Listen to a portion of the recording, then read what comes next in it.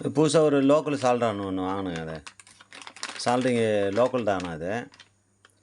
ஏன்னா, அந்த போர்டெல்லாம் கழட்டவே முடியல. இந்த எல்ஓடி அதுக்கப்புறம் அந்த மெயின் கெப்பாசிட்டரு இதெல்லாம் வந்து டீசால்டரிங் பண்ணி எடுக்கிறது ரொம்ப கஷ்டமா இருக்குது. ஏற்கனவே வந்துட்டு இங்க பாருங்க, இந்த சால்ட்ரான் தான். பிராண்டடு. இத தான் யூஸ் பண்ணிட்டு இருந்தேன். வாங்குன புதுசுல இது நல்லா இருந்தது. ஆனா, யூஸ் பண்ணி இந்த பிட்டு தேஞ்சு போச்சு சீக்கிரமா. சரின்னு சொல்லிட்டு பிட்டு தேஞ்சு போச்சுன்னு புது பிட் வாங்கி போட்டேன். அதே சால்ட்ரான், இந்த சால்ட்ரான் கம்பெனி இருக்குல்ல, இதே தான் வாங்கி போட்டேன். ஆனா, வாங்கி போட்டு ஒண்ணும் பிரயோஜனமே இல்ல. ஹீட்டே ஏற மாட்டேன்து. வந்துட்டு அப்படியே வந்துட்டு அந்த போர்டுல வச்சா மெல்ட்டே ஆக மாட்டேன்து. சின்ன சின்ன இந்த ரெசிஸ்டர் அதெல்லாம் பத்த வைக்க முடியுது. ஆனா, எல்ஓடி அந்த மெயின் கெப்பாசிட்டரு, மெயின் ஃபில்டர் வருதுல்ல, அதெல்லாம் வந்து இது பண்ணவே முடியல.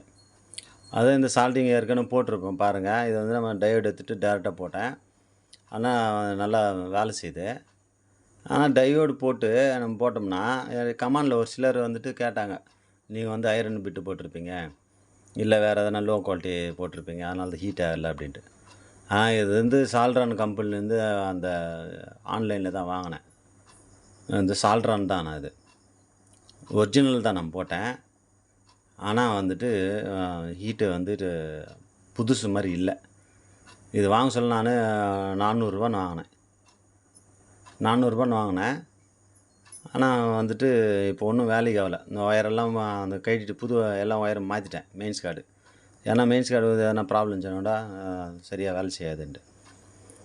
அது பார்த்தா கடைசியில எல்லாமே மாத்தி பார்த்துட்டேன். ஒண்ணும் வேலைக்கு ஆகல. சரி இந்த சால்ட்ரிங் வச்சுட்டு ஒண்ணும் பண்ண முடியாது. அதான் இத தூக்கி ஓரங்கட்டேன். அதுக்கு பதிலா தான் இந்த சால்ட்ரிங் வாங்கிக்கிறேன். பாருங்க. இந்த சால்ட்ரிங்கு பாருங்க. இது வந்துட்டு 50 வாட்ஸுங்க இது. லோக்கல் தான் ஆனா. லோக்கல் தான். தெரியுதா என்னன்னு தெரியல. 50 வாட்ஸ் இது.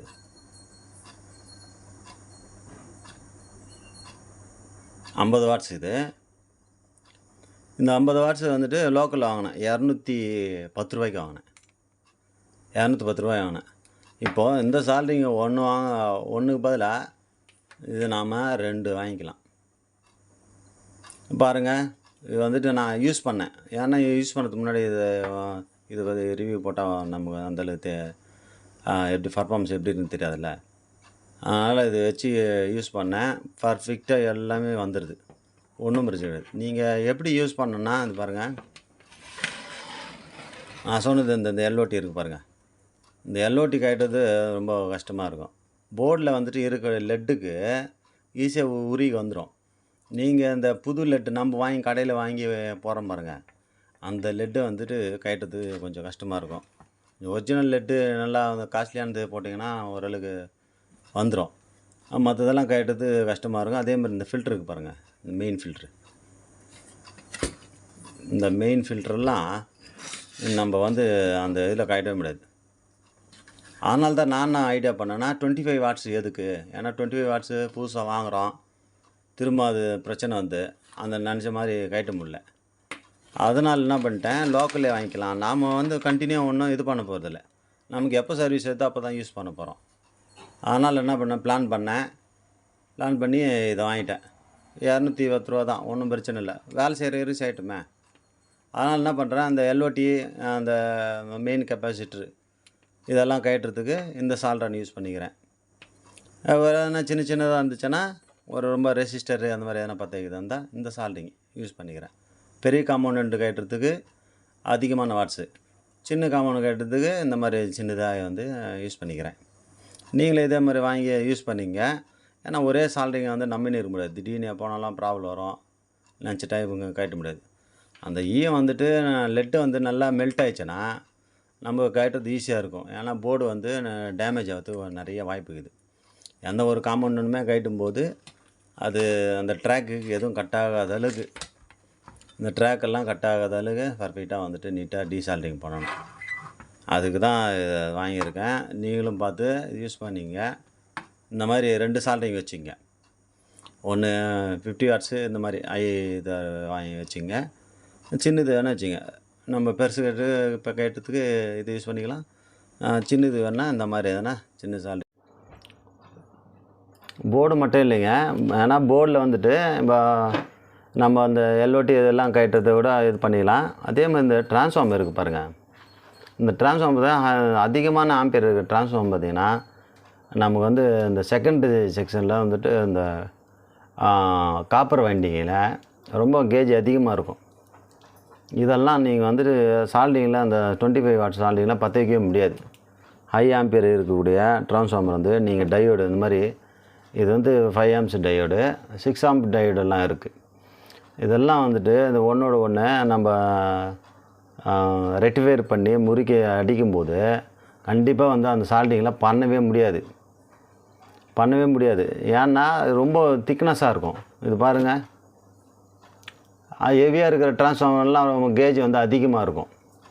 என்ன பண்ணும், ஒன்றோட ஒன்று அது முறுக்கி அடிக்கும்போது நம்ம வந்து கரெக்டாக வந்து இதாகாது, எது சால்ட்ரிங் ஆகாது. அப்போது வந்து கம்பல்சரி இந்த 25 வாட் சால்டிங் வந்து நமக்கு தேவைப்படும்.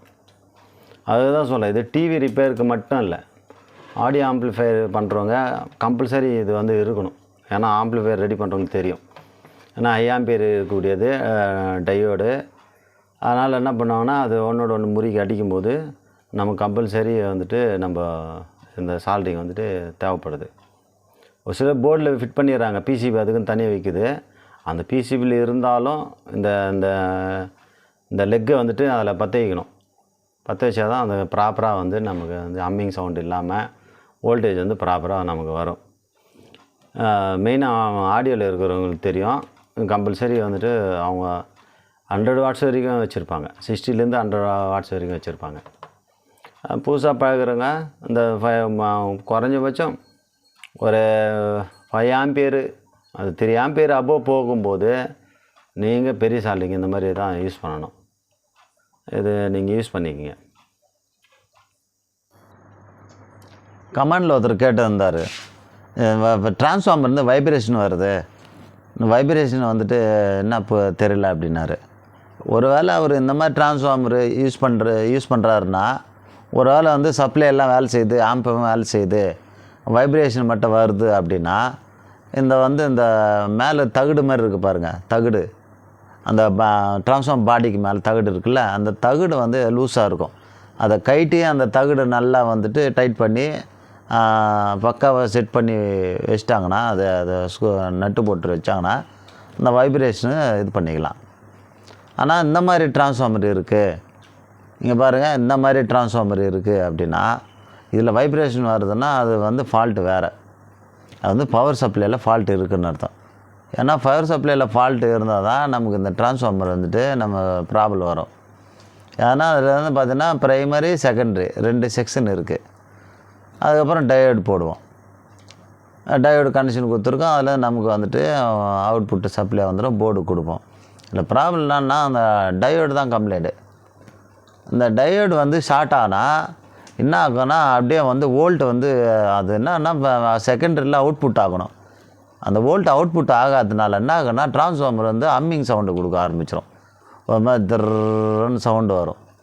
அந்த மாதிரி வைப்ரேஷன் வர்றதுக்கு காரணம் வந்து பார்த்திங்கன்னா அந்த வோல்டேஜ் அவுட்புட் ஆகலை. வேறு எதனா எஸ்எம்பிஎஸ் இருந்தால் டக்குன்னு பீஸ் எகிரிடும். ஆனால் இதில் வந்து வைண்டிங் தானே இருக்குது. அதனால் என்ன ஆகும்னா அந்த வந்துட்டு வைப்ரேஷன் வந்துடும் டிரான்ஸ்ஃபார்மருக்குள்ளே. அப்போ நம்ம என்ன பண்ணால் வந்துட்டு அந்த போர்டில் இருக்கக்கூடிய டயோடோ இல்லை டிரான்ஸ்ஃபார்மரில் செட் பண்ணியிருந்தாங்கன்னா, அந்த ரெக்டிஃபையர் பண்ணியிருந்தாங்கன்னா அதை ரிமூவ் பண்ணிவிட்டு நீங்கள் செக் பண்ணால் போதும். ரிமூவ் பண்ணிட்டு டிரான்ஸ்ஃபார்மர் வந்துட்டு அந்த செகண்டரி செக்ஷனில் ஷார்ட் பண்ணால் தெரிஞ்சிடும். இல்லை மல்டிமீட்டர் வச்சு பார்த்தாலும் கண்டுபிடிச்சிடலாம் அப்போ வந்து ப்ராப்ளம்ட்டு. நீங்கள் அந்த டயோடு ஒரு வேளை அந்த இப்போ அதை போயிட்டுருக்குன்னா டயோடை மாற்றிடுங்க. ஏன்னா டயோடு ஷார்ட்னால தான் நமக்கு அந்த வைப்ரேஷன் வர்றதுக்கு காரணமே. மற்றபடி அதில் வேறு ஒன்றும் இல்லை. ஏன்னா இந்த மாதிரி இப்போ ப்ராப்ளம் வந்து எனக்கு வந்துருக்கு. 5 ஆம்பியர் 12 வோல்ட் டிரான்ஸ்ஃபார்மரு ஃபுல்லாக வந்துட்டு வைப்ரேஷன் ஆகுது. வைப்ரேஷன் ஆகுது காரணம் என்னென்னு பார்த்தோன்னா கடைசியில் செக் பண்ணால் டயோடு வந்து ஷார்ட் ஆகிட்டு இருந்தது.